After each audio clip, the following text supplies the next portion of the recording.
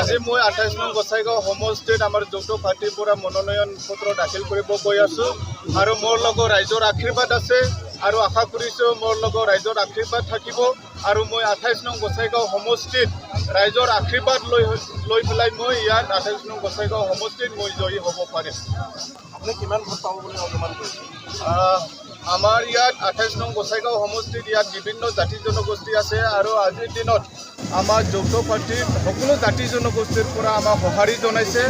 আমি আশা কৰিছোঁ আমি কমচে কম 80,000তকৈ অধিক ভোট পাই পেলাই আমি 28 নং গোসাইগাঁও সমষ্টিত আমি জয়ী হ'ম। ইয়াত আমি যিহেতু 4টা ৰাজনীতি দল একেলগে আমি ইয়াত প্ৰতিদ্বন্দ্বিতা কৰিছোঁ যৌথভাৱে, তো মই ভাবোঁ ইয়াত আমাক ফেৰ পাতিব পৰা তেনেকুৱা কোনো ইয়াত কেণ্ডিডেট নাথাকিব। 29ৰ বিধায়ক আপুনি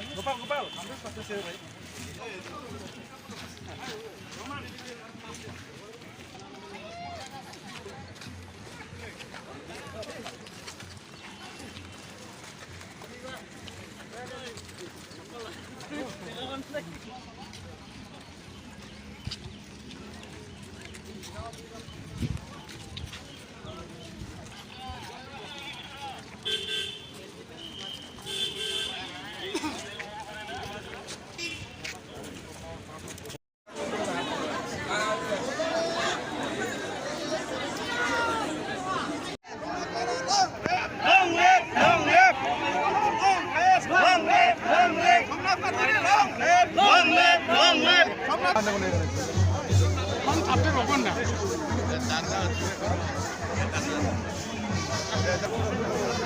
ইয়াত আহিলে ঠিক হৈ যাব।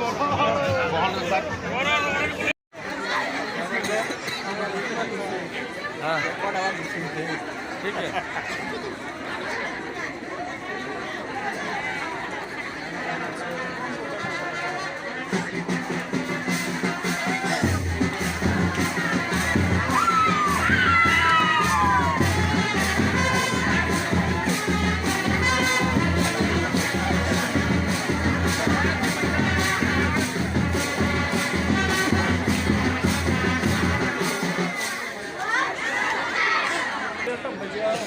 Mira cómo le